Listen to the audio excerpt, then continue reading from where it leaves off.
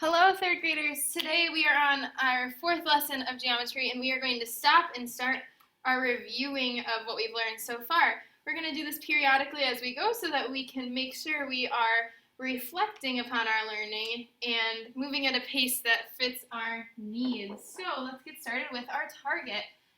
Our target says, I can use math vocabulary. How will you know that you are successful? You will know by recognizing and using the meaning of new math vocabulary words. So it's not enough just to know them, friends, but how are you going to use those words? Let's keep going. So friends, a line is a straight path that goes on forever in both directions. So I love that these examples have that arrow at the end.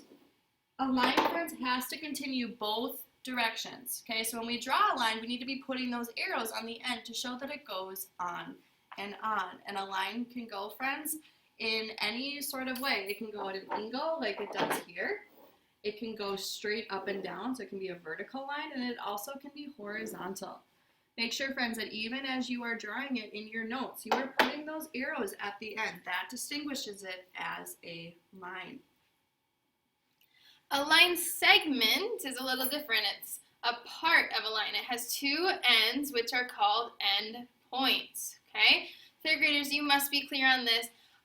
If you were doing an assignment or a sheet or something that said, draw a line segment that is 4 inches, and you drew it and you didn't put the end points, that would make us think that it continued on forever and ever. You know, Miss Anderson, it kind of makes me think like an endpoint is kind of like the period that goes at the end of a sentence. Yeah. So Miss Hulkgren, this would almost be like always having a capital letter, and then here we would always have our punctuation at the end. Absolutely. All right, friends, we have a point. A point represents a specific location on a plane. So that is kind of like the line segment. That's showing us those endpoints. Another name, whoops, sorry guys.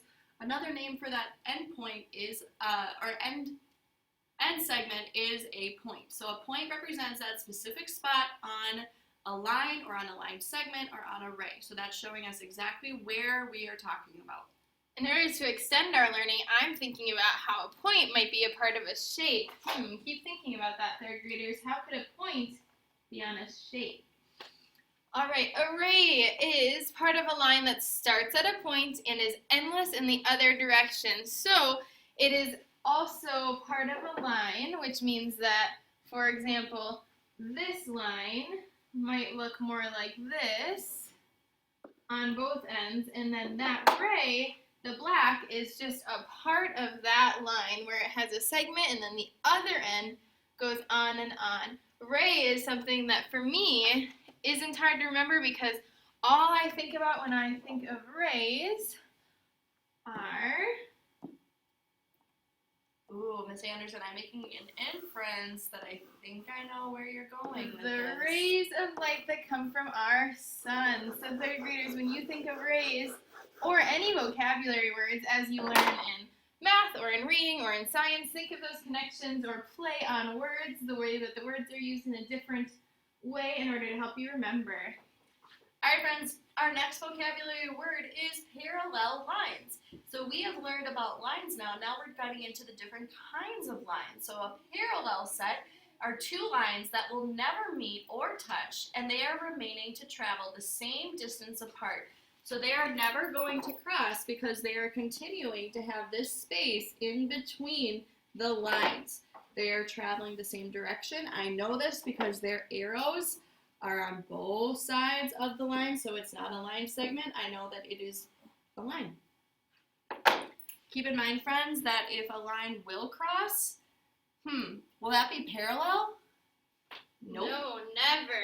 So if they're going to ever cross, if they're not completely parallel, which means they're not completely equal distances apart from each other, they will eventually cross, even if you can't see that.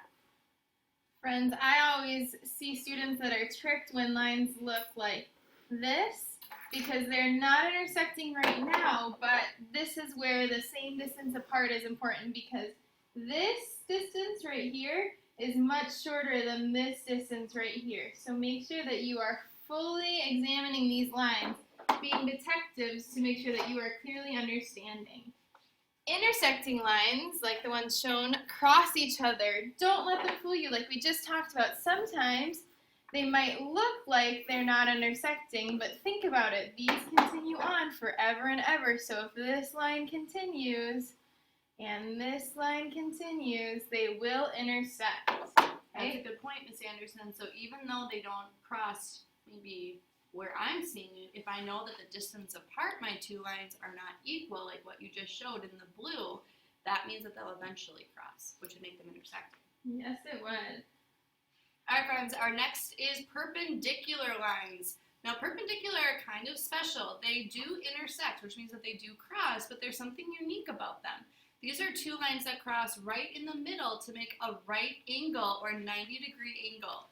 So, friends, it needs to have that little square that it can make. Now, sometimes it'll give you the square. Other times you'll have to notice, hey, you know what? I'm noticing that that's a perfect right angle, or that is a 90-degree angle. And we're going to get more into our degrees later on, friends, but that's something that we want you to start recognizing, is when there is a square, that's showing you that they are perpendicular. Sometimes perpendicular lines will be just like the ones shown where it might look like a T or a cross. Other times they could be slanted on their side. So one line might look like that and the other one might cross like this. These are still perpendicular lines. Even if it doesn't have the square right there, think to yourself, maybe I can hold up a sheet of paper. Right now I'm holding up Post-it notes to my smartboard, and I'm seeing that the corner of my Post-it note lines up perfectly with the corner of those perpendicular lines. So if you're taking maybe an assessment, or if you're working on an activity and you are trying to decide if it is a perpendicular line, or perpendicular lines intersecting, you can hold up a piece of paper to that corner, even if it's small on your page, and see whether or not it fits the perfect corner of your paper. And Ms. Anderson, I just want to make sure that our students are understanding. So perpendicular lines, even if it's slanted, it needs to be a right angle, where if they're not a perfect angle, if it's not a perfect 90-degree fit, that would just be intersecting, like here.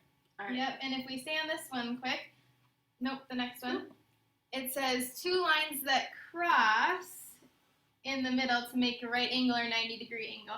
And I just want us to notice that cross is another word for intersect, okay? So perpendicular lines are intersecting lines as well as being perpendicular lines. But parallel lines are never perpendicular and never intersecting. So friends, a vertical line, a line that goes up and down, is what is shown. I love that we have our line has our arrows on both sides so that it's nice and clear. Ms. Anderson is showing a picture of someone jumping on a trampoline. Now I'm making an inference that, when they're jumping on a trampoline, what happens to their body? Well, they're going up and down. When they're jumping, they are showing a vertical line because their body is going up and down. That jumping is another way to keep in mind what vertical means. So it's making connections to your real life. When you jump, especially in basketball or on a trampoline, you might say, I wonder what my vertical is. How far off the ground am I getting? Great connection to your life. A horizontal line is a line that goes left and right or side to side. So third graders, I'm bringing out my yellow again to show that horizontal would be related to how the sun rises or sets on the horizon, okay? So think about that when you think of horizontal. It goes from left and right or side to side. So a line that is like this, kind of in the middle, is going to be neither vertical or horizontal. It's not either of them because they need to be straight left and right or straight side to side. Now, friends, speaking about what Ms. Anderson was just talking about, this is called a slanted line. Slanted lines are a line that tilts. I like to think about kind of at the state fair how I might go on the tilt-a-whirl. The tilt-a-whirl is where I'm tilting and I'm going side to side, all right? So it looks kind of like a hill. That's another great way of looking at it. So if this was me walking up the hill, okay? Because I'm smiling, because I'm happy, because I'm getting my exercise. It's slanted, which means it's going up or down, okay? Miss Holgren, you kind of look like you're on a roller coaster to me. Miss Anderson, you're right. It's just like how in a roller coaster, how I have to go up, and that's my hill. A slanted line. It's a great connection. I might be a little bit excited, maybe even a little bit nervous, but you know what? I'm going to use my perseverance. I'm going to try it. Here we go, friends. Whoops. We are going to build on our vocabulary now because we know lines, endpoints, we know all of those things. Remember, I asked you to think about how that can connect to shapes. So let's talk quickly about this. Adjacent sides are two sides that touch in a corner. Okay? I'm seeing that point you were talking about, Miss Anderson. Right here. So that means that this side touches this side, and they touch by a point in a corner. So it wouldn't be a curve like this that connects them. It has to be them touching in a corner. If we keep going at this pace, we see opposite sides are two sides that don't, that are across from each other, and they do not touch ever, never, ever, ever, because they're opposites. So I'm noticing something interesting about opposite sides, Miss Anderson. They look like they could possibly be connected to another one of our words. Which one is that? Well, because I'm looking at them and they're opposite, which means they are never going to touch. And if they're continuing at the same distance apart from each other, that would make them parallel. I like that connection, Miss Holgren. These lines are parallel as well. So continue to think about how if they're opposite, they would never ever touch, and adjacent means that they're next to each other. So we are going to move on. You may be given the opportunity to use Notability to draw each line. Check in with your teacher or up on the board to see what step is next for you. Third graders, don't forget about growth mindset today as you work. Have a fabulous rest of your day.